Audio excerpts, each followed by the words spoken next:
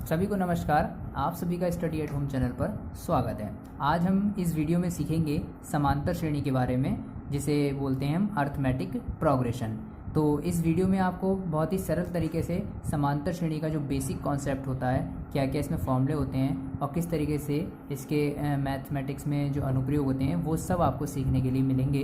तो आइए शुरू करते हैं।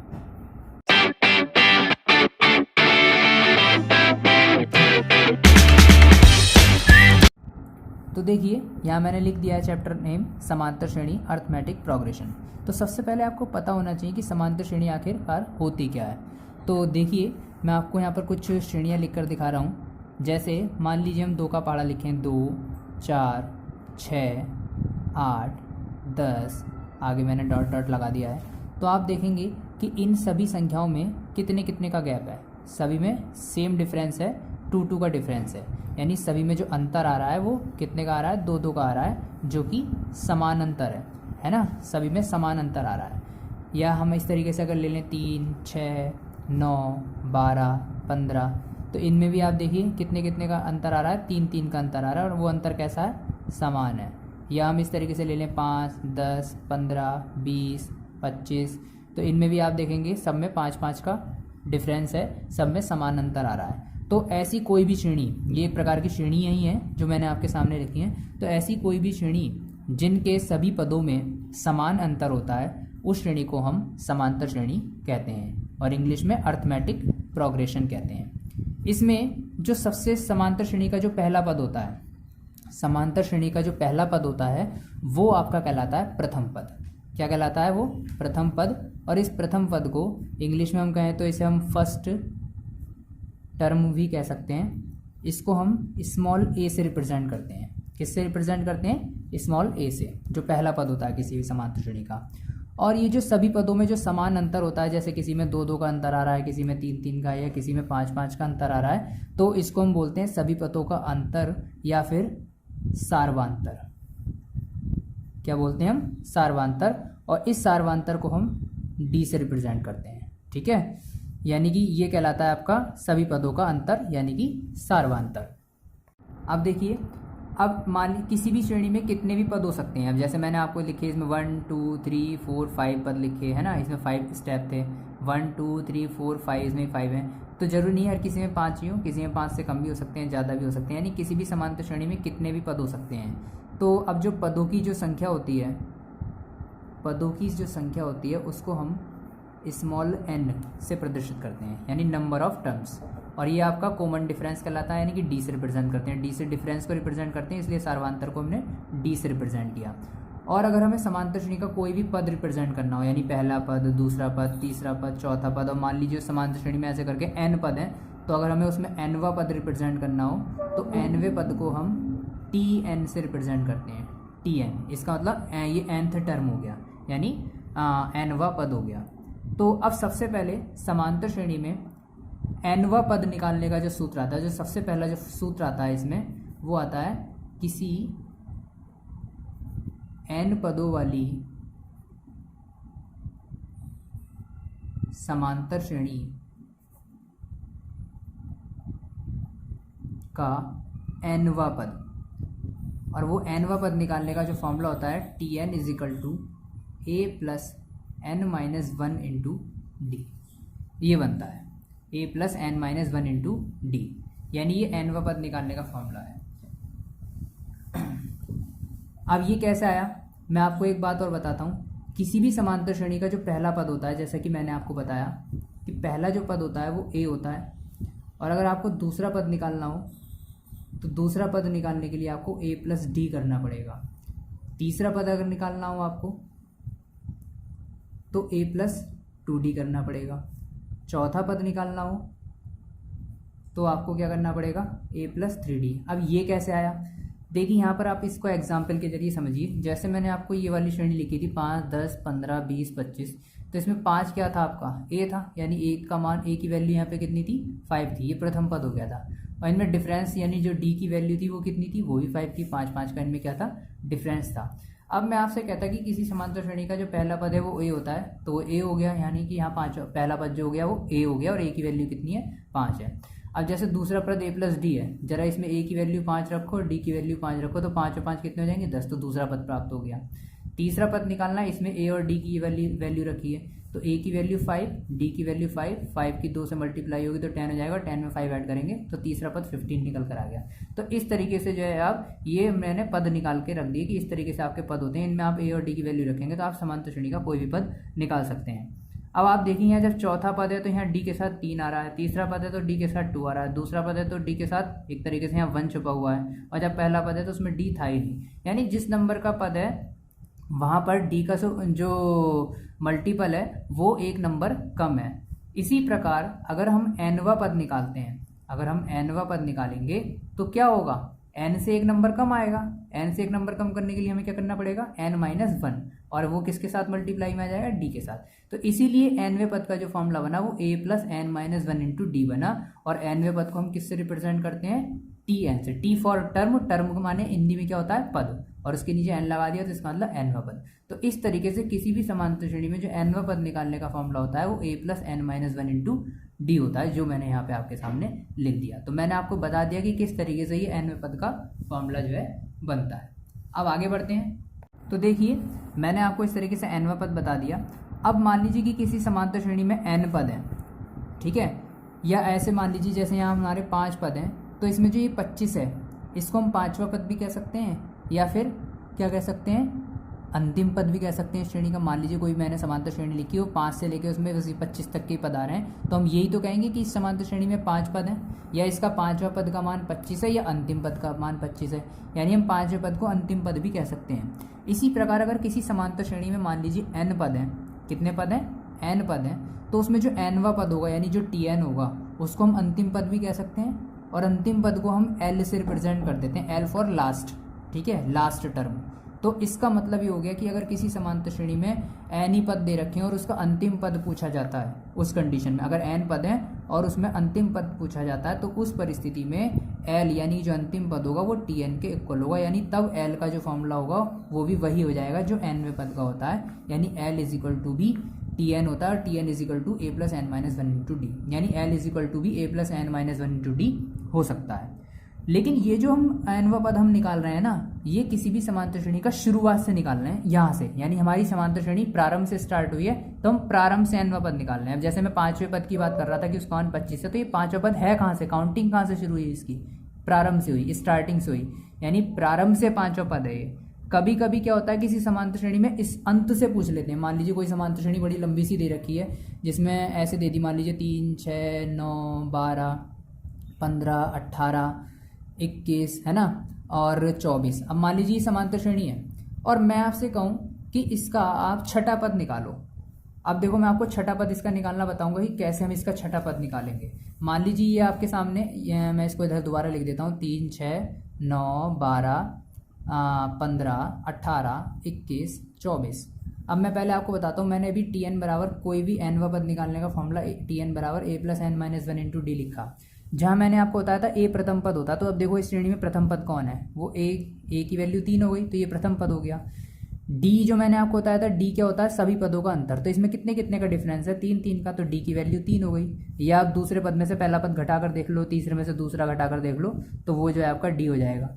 अब पदों की संख्या इसमें कितनी है, मान लीजिए अब जिसे इसमें पूछा है, हमसे छठा पद पूछा है, मैं कह रहा हूँ इसमें छठा पद निकालो, तो हम n की वैल्यू इस कंडीशन में 6 रखेंगे क्योंकि हमें छठा पद निकालना है। तो जब हम फॉर्मूला लगाएंगे तो इसमें n की जगह पे यहाँ पे 6 रख देंगे, ये t6 बन जाएगा, a की जगह पर 3, n की जगह पर 6 और -1 इंटू डी, 3 ऐसे ही आ गया और 6 में से 1 गया 7, तो 7 इंटू डी आ गया। डी की वैल्यू भी रख देते हैं, अब डी की वैल्यू कितनी, 3, तो 7 की 3 से मल्टीप्लाई हो जाएगी, 7 के 21 और 3 24। तो इस तरीके से छठे पद की वैल्यू 24 हो गई। अब चाहे काउंट कर लो, सॉरी 6 में से 1 गया 5 आएगा, यहाँ पे मैंने मिस्टेक कर दी,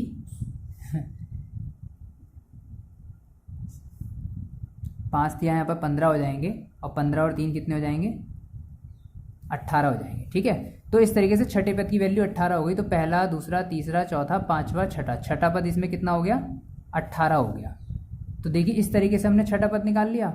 अब मान लीजिए इसमें जैसे कुल 1 2 3 4 5 6 7 8 है, 8 ही पद हैं। अब आपसे कोई कहे कि इसका 8वां पद निकालो यानी T8, तब उस कंडीशन में आप a की वैल्यू फिर से क्या रखोगे, 3, और यहाँ इसकी n की 8 हो जाएगी, और डी की वैल्यू फिर से यहाँ डायरेक्ट लगा देते हैं 3।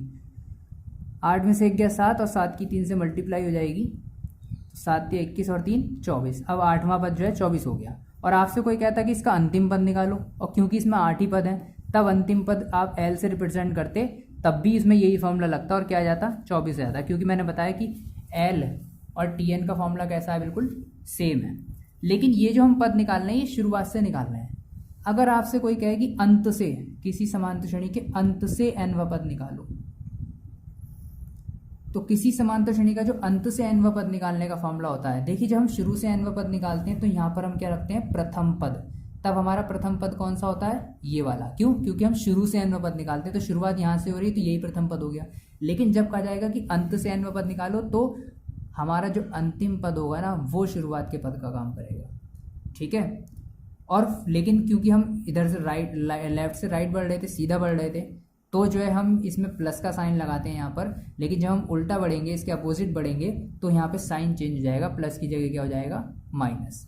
और अंतिम, जैसे प्रथम पद को मैंने बताया ए से रिप्रेजेंट करते हैं और अंतिम पद को एल से, तो यहाँ ए की जगह पे क्या आ जाएगा, एल। यानी अंत से अगर आपको एनवा पद निकालना है तो फॉर्मूले में ए की जगह पर एल आ जाएगा और इस प्लस की जगह पर माइनस आ जाएगा और यहाँ पे n माइनस 1 इंटू डी रहेगा। यानी अंत से एनवा पद निकालने का जो फॉर्मूला होता है वो L minus n minus 1 into d होता है। बाई चांस अगर आपसे कहा जाए, जैसे इसमें कहा जाए कि अंत से तीसरा पद निकालो, जैसे अंत से अगर हम तीसरा पद काउंट करें, पहला ही हो गया, दूसरा ही हो गया, तीसरा 18 होगा। अब देखते हैं अगर हम तीसरा पद निकालते हैं अंत से तो सही आता है 18 या नहीं। तो यहाँ n की जगह 3 लिखेंगे क्योंकि हम तीसरा पद निकाल रहे हैं, और अंत से निकालना है तो l की वैल्यू 24 रखी जाएगी और n की जगह हमने क्या रख दिया 3, और d की जगह पे d, डिफरेंस तो 3 ही है ना इस समांतर श्रेणी में सभी पदों में, तो d की वैल्यू 3। 24 ऐसे ही आ गया, 3 में से 1 गया तो कितना बचा 2, और इसकी 3 से मल्टीप्लाई हो जाएगी तो 2 तिया 6, और 24 में से 6 गए तो कितने बचे 18। तो देखिए अंत से तीसरा पद 18 था और वही 18 निकल के आ गया। तो इस तरीके से आपके 3 फॉर्मूले यहाँ पर क्लियर हो गए। पहला एक एनवे पद का फॉर्मूला, एक अंतिम पद का फॉर्मूला और एक अंत से एनवे पद का फॉर्मूला, ठीक है। अब आगे बढ़ते हैं। तो देखिए अब मैंने आपके सामने जो 10th क्लास NCERT बुक का जो चैप्टर है समांतर श्रेणियाँ, यही ओपन कर लिया है। इससे आपको बहुत अच्छे से समझ में आ जाएगा और कि समांतर श्रेणी क्या होती है। पहले मैंने सोचा कि पहले आपको थोड़ा सा परिचय दे दूं और उसके बाद फिर हम बुक से भी करेंगे तो आपको बहुत अच्छे से समांतर श्रेणी जो है आपको समझ में आ जाएगी। तो इसमें देखिए आपने इस पर अवश्य ध्यान दिया होगा कि प्रकृति में एक वस्तु एक निश्चित प्रतिरूप यानी निश्चित पैटर्न का अनुसरण करती हैं, उसको फॉलो करती हैं। जैसे सूरजमुखी के फूल की पंखुड़ियाँ, मधुकोश या मधु छत्ते में छिद्र, एक भुट्टे पर दाने, एक अनानास, एक पाइन कॉर्न, पर सर्पिल आदि। हम अपने दैनिक जीवन में बहुत सारे प्रतिरूपों को देखते हैं, यानी बहुत सारे पैटर्न को देखते हैं। जैसे कुछ उदाहरण है, अब यहाँ पर कुछ उदाहरण आप देख सकते हैं। जैसे अब ये आकृति बनी हुई है, इसमें एक सीढ़ी बनी हुई है, इसमें भी एक प्रकार का पैटर्न है ना, बिल्कुल सेम डिफरेंस पर सेम चीज़ें लगी हुई हैं, सेम डंडियाँ लगी हुई हैं चढ़ने के लिए, तो एक प्रकार का ये भी पैटर्न है। तो समांतर श्रेणी भी एक प्रकार का पैटर्न ही होती है। अब यहाँ पर आप एक एग्जाम्पल के जरिए भी देख सकते हैं कि रीना ने एक पद के लिए आवेदन किया नौकरी के लिए और उसका चयन भी हो गया। उसे यह पद जो है ₹8,000 के मासिक वेतन और ₹500 की वार्षिक वेतन वृद्धि के साथ दिया गया। यानी उसको ये तय किया गया कि 8,000 रुपये महीना सैलरी मिलेगी और हर साल उसके 500 रुपये बढ़ जाएंगे। तो उसका वेतन पहले वर्ष और दूसरे वर्ष और तीसरे वर्ष इत्यादि के लिए क्रमशः ऐसा था कि पहले वर्ष उसे 8,000 रुपये महीने मिल रहे थे, दूसरे वर्ष 500 रुपये बढ़ के 85 हो गए, तीसरे वर्ष 9,000 हो गए और 500 बढ़ के। तो एक प्रकार की यहाँ भी तो समांतर श्रेणी बन गई क्योंकि 500 का गैप आ रहा है इनमें। अब ऐसी है कि सीढ़ी का उदाहरण दिया गया है। एक सीढ़ी के डंडों की लंबाइयाँ नीचे से ऊपर की ओर एक समान रूप से 2-2 सेंटीमीटर घटती जाती हैं। सीढ़ी के जो डंडों की लंबाइयाँ हैं, जब हम नीचे से ऊपर की ओर बढ़ते हैं तो पहले में जो थी वो सबसे बड़ा डंडा लगा हुआ था, उससे अगले स्टेप में जो लगा हुआ उससे 2 सेंटीमीटर कम लगा हुआ, उससे अगले में और 2 सेंटीमीटर कम, और ऐसे करके लगा हुआ है। सबसे नीचे वाला डंडे की जो लंबाई है वो 45 है और नीचे से पहले दूसरे तीसरे ऐसे डंडों की अगर हम लंबाइयाँ सेंटीमीटर में देखें तो वो क्रमशः इस प्रकार हैं, पहले की 45, फिर 43, फिर 41, फिर 39, यानी 2-2 सेंटीमीटर कम होती जा रही है। तो इनमें भी 2-2 सेंटीमीटर का गैप है, तो ये भी क्या हुई, एक प्रकार की समांतर श्रेणी हुई। और उदाहरण आप देख सकते हैं, इसमें काफ़ी दिए हुए हैं, बुक में आप पढ़ ही सकते हैं। ये NCERT 10th क्लास की बुक है, इसे आप इंग्लिश में भी अवेलेबल होती है आपके पास और हिंदी में भी, दोनों ही भाषाओं में। तो बहुत सारे एग्जाम्पल इसमें दिया हुआ है। अब ये बहुत सारी समांतर श्रेणी यहाँ दी हुई हैं। संख्याओं की निम्नलिखित सूचियों पर विचार कीजिए, जैसे 1, 2, 3, 4, इन सब में आप देखेंगे और आगे डॉट डॉट लगा हुआ है, एक एक का गैप है। 100, 70, 40, 10, इनमें 30 का गैप है। -3, -2, -1, 0, माइनस से स्टार्ट कर दिया, इसमें भी सब में 1 का गैप है। 3, 3, 3, 3, 3, ये भी एक प्रकार की समांतर श्रेणी है, इसमें 0, 0 का गैप है। -1, -1.5, -2, -2.5, इसमें आप देखेंगे आधे आधे का गैप है। तो ये जो है सब क्या है, एक समांतर श्रेणियाँ, और इसका हर पद क्या कहलाता है, आपका एक पद कहलाता है, यानी कि टर्म कहलाता है। ठीक है ना। तो आइए अब हम कुछ क्वेश्चंस को देखते हैं। देखिए समांतर श्रेणी की उससे पहले हमें आपको परिभाषा और दी हुई है जो मैंने आपको समझा दी। ये जो ब्लैक शब्दों में लिखी हुई, एक समांतर श्रेणी संख्याओं की एक ऐसी सूची है जिसमें प्रत्येक पद पहले पद को अगर हम छोड़ दें, अपने पद में एक निश्चित संख्या जोड़ने पर प्राप्त होता है। यानी समांतर श्रेणी एक ऐसी सूची होती है जिसमें हर पद कैसे प्राप्त होता है, अपने पद में एक निश्चित संख्या जोड़ने पर प्राप्त हो जाता है, अगला पद प्राप्त हो जाता है। और वो जो निश्चित संख्या जोड़ी जाती है, यानी जो हर पदों के बीच का डिफरेंस होता है, वो सार्वांतर कहलाता है, यानी कॉमन डिफरेंस कहलाता है। ठीक है ना। तो अब आगे देखिए, मैं आपके सीधे एक्सरसाइज पर ले जाता हूँ। कुछ ये देखिए प्रश्न, निम्नलिखित स्थितियों में से किन स्थितियों में संबद्ध संख्याओं की सूची एपी है और क्यों है। पहले तो आपको कुछ एग्जाम्पल दिए गए, इनमें आपको बताना है कि जो बात दी गई, कुछ स्थितियां दी गई हैं, वो एपी में है भी या नहीं है। एपी यानी कि अर्थमेटिक प्रोग्रेशन, इसको शॉर्ट फॉर्म में एपी लिख देते हैं हम।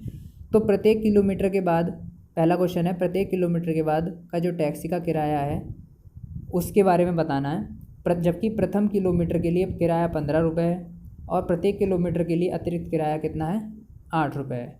यानी जब हम पहली बार टैक्सी में बैठते हैं तो उसके प्रथम किलोमीटर का किराया 15 रुपये तो देना ही देना है, और उसके बाद जैसे 2 किलोमीटर होंगे तो उसमें 8 बढ़ जाएंगे, यानी 23 हो जाएंगे। फिर तीसरे किलोमीटर में 8 और बढ़ जाएंगे तो 23 और 8 31 हो जाएंगे। तो यानी जो प्रथम किलोमीटर के 15, दूसरे के 23, तीसरे के 31, अगले के 39, 8 बढ़ता चला जाएगा। तो क्या हुआ, सेम डिफरेंस आ रहा है। तो इसका मतलब क्या हुआ, ये एक समांतर श्रेणी हुई, यानी it is a arithmetic progression. Now तो ये आपका समांतर श्रेणी का एग्जाम्पल हुआ, इसमें हाँ लिख दी जाएगी कि हाँ ये समांतर श्रेणी का एग्जाम्पल है। दूसरा देखिए, किसी बेलन में उपस्थित हवा की मात्रा जबकि वायु निकालने वाला पंप प्रत्येक बार बेलन की शेष हवा का 1/4 भाग बाहर निकाल देता है। तो यहाँ पे क्या है कि किसी बेलन में हवा भरी हुई है सिलेंडर में, और उसमें वायु निकालने वाला पंप हर बार जो है हर स्टेप में 1/4 हवा निकाल देता है, वो भी कितनी, जितनी बचती है उसकी। पहले मान लीजिए 10 था वॉल्यूम, तो 10 का आपने 1/4 करा तो वो आ गया आपका 2.5, यानी इसने 2.5 निकाल दी, तो कितना रह गया, 7.5। अब नेक्स्ट बार जब वो पंप निकालेगा तो 7.5 का 1/4 निकालेगा। तो इसका मतलब अभी हमने 10 का 1/4 निकाला तो 2.5 आया था, अब 7.5 का 1/4 निकालेंगे तो थोड़ी 2.5 आएगा, वो तो उससे भी कम आएगा। यानी हर बार आपकी बार डिफरेंस अलग अलग होने वाला है, तो इसका मतलब यहाँ पे समांतर श्रेणी नहीं हुई। अब तीसरा क्वेश्चन है, प्रत्येक मीटर की खुदाई के बाद एक कुआं खोदने में आई लागत जबकि प्रथम मीटर की खुदाई की लागत 150 रुपये और बाद में हर मीटर की खुदाई के लिए 50 रुपये बढ़ती जाती है। तो ये समांतर श्रेणी है क्योंकि इसमें सेम डिफरेंस है, हर बार 50 रुपये की प्रति मीटर के हिसाब से खुदाई के जो रेट हैं वो बढ़ते चले जाएंगे। पहली बार में 150, अगली बार के लिए 50 बढ़ जाएंगे 200, फिर अगली बार के लिए 50 बढ़ जाएंगे यानी 250, यानी 50-50 का डिफरेंस आएगा। तो यानी ये एक समांतर श्रेणी हुई। अब खाते में प्रत्येक वर्ष का मिश्रधन जबकि 10,000 रुपये की राशि 8% की दर से चक्रवृद्धि ब्याज पर जमा की जाती है। अब मिश्रधन में क्या होता है, ब्याज पे ब्याज लगता है, ब्याज के ऊपर ब्याज लगता है, यानी कि पहली बार में ब्याज कम लगा होगा, अगली बार में उससे भी ज़्यादा, उससे भी ज़्यादा, तो डिफरेंस जो है वो बढ़ता चला जाएगा और लगातार चक्रवृद्धि जो है ब्याज बढ़ेगा। तो इसका मतलब हो गया उसमें वृद्धि सेम नहीं रहने वाली है, तो इसका मतलब ये समांतर श्रेणी का उदाहरण नहीं हुआ। तो ये तो कुछ समांतर श्रेणी पहचानने के तरीके हुए। अब आगे देखते हैं दूसरा प्रश्न।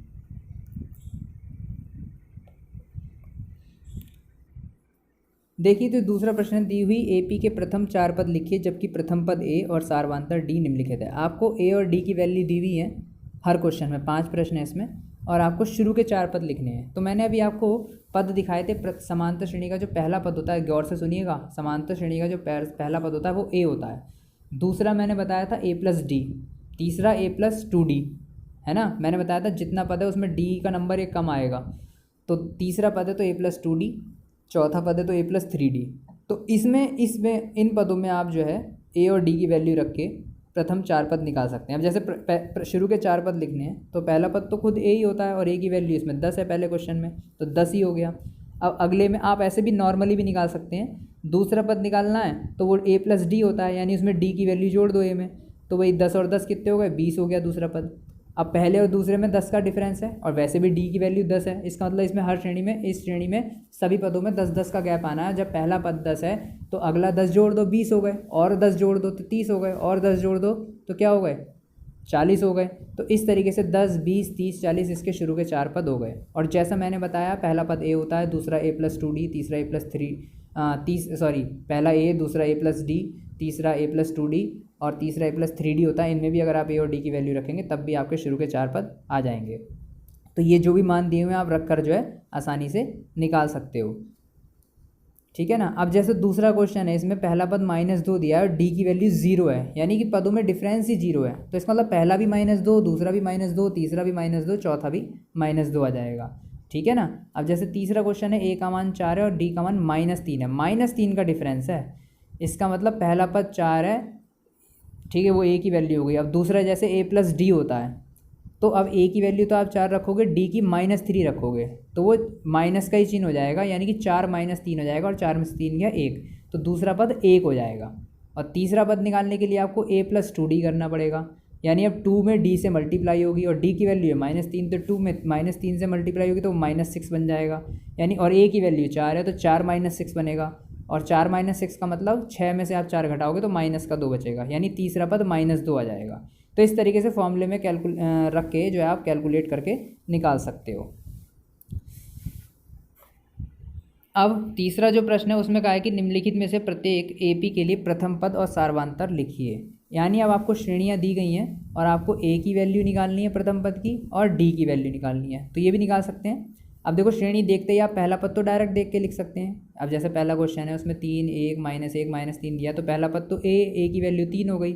लेकिन अगर आपको डी की वैल्यू निकालनी है तो आप बस कुछ नहीं करना, दूसरे पद में से पहला पद घटा दो, उल्टा घटाना है, दूसरे में से पहला, तो 1 में से 3 घटाएंगे तो क्या बचेगा -2, यानी -2 जो है इसका सार्वधातर हो गया। ऐसे ही दूसरे क्वेश्चन में ए की वैल्यू -5 हो जाएगी, डायरेक्ट पहला पद -5 हो गया, और डी की निकालनी है तो -1 में से -5 घटाना पड़ेगा, यानी -1 माइनस और फिर ब्रैकेट में -5, और जब वो ब्रैकेट ओपन करेंगे तो बीच वाले माइनस की मल्टीप्लाई होकर प्लस हो जाएगा, यानी -1 + 5 आएगा, और प्लस के 5 में से आप 1 घटाएंगे तो कितना हो जाएगा, सीधा 4 हो जाएगा, यानी 4 इनका जो है डी की वैल्यू आ जाएगी। ऐसे ये बटे में दिए हुए हैं, अपॉन में 1/3, 5/3, तो आप पहला पद तो 1/3 हो जाएगा, और दूसरा डी निकालने के लिए 5/3 में से 1/3 माइनस कर देंगे, तो 3 और 3 का जो एलसीएम है वो 3 आ जाएगा, और ऊपर 5 में से बन जाएंगे तो 4 आ जाएगा, तो 4/3 जो है इसका डिफरेंस आ जाएगा डी की वैल्यू। तो इस तरीके से जो है आप दूसरे पद में से पहला पद घटा के डी की वैल्यू निकाल सकते हैं, और ए का तो आपके सामने लिखा हुआ ही है। अब जो चौथा प्रश्न है इसमें काफ़ी सारे प्रश्न आपको दिए हुए हैं, और ये अंतिम प्रश्न भी है इसका एक्सरसाइज का, तो ये आपकी कंप्लीट भी हो जाएगी। निम्नलिखित में से कौन कौन एपी हैं, और यदि एपी हैं तो इनका सार्वधातर ज्ञात कीजिए। अब जैसे पहला, और उसके फिर इसके 3 पद और लिखिए, यानी आपको 3 काम करने हैं हर क्वेश्चन में। एक तो ये पता लगाना है कि एपी कौन सी है, अगर वो एपी है तो आगे के 2 स्टेप करने होंगे, एपी नहीं है तो काम वहीं ख़त्म हो जाएगा, लिख देंगे कि ये एपी ही नहीं है। अब एपी है ये कैसे पता चलेगा, इसमें आपको हर पदों का डिफरेंस देखना पड़ेगा कि सेम है या नहीं। अब जैसे पहला क्वेश्चन है 2, 4, 8, 16, 2 और 4 में तो 2 का डिफरेंस है, 4 और 8 में 4 का डिफरेंस हो गया, अलग अलग हो गया ना डिफरेंस, पहले 2 पदों में 2 का है और दूसरे तीसरे में 4 का है, तीसरे चौथे में 8 का है। तो अगर डिफरेंस सेम नहीं है तो इसका मतलब ये समांतर श्रेणी नहीं है, ये एपी नहीं है, बात यहीं ख़त्म, ठीक है ना। तो सेकंड क्वेश्चन जैसे ये है, 2 है पहला पद, दूसरा है 5/2, 5/2 का मतलब 2.5 हो गया, फिर अगला 3, फिर 7/2 यानी 3.5।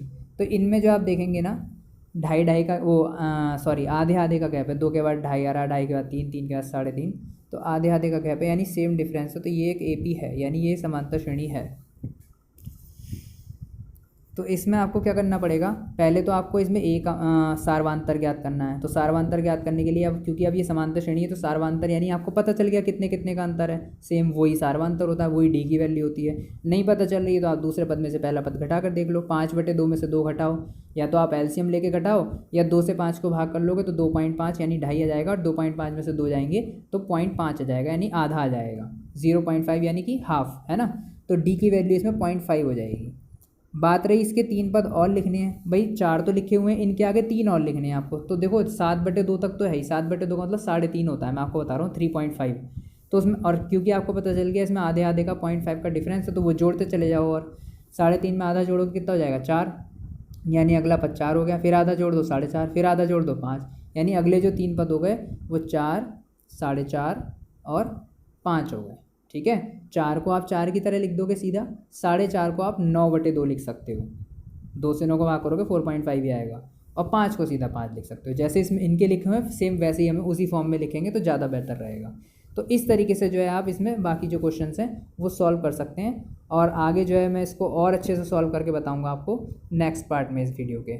और अगर आपको कोई चीज़ समझ में नहीं आई हो तो आप मुझसे कमेंट बॉक्स में पूछ सकते हैं, और अगर आपको वीडियो पसंद आई हो तो इस वीडियो को लाइक, शेयर और कमेंट करना ना भूलें। ठीक है, और चैनल को सब्सक्राइब करना ना भूलें। आज के लिए इतना ही, धन्यवाद।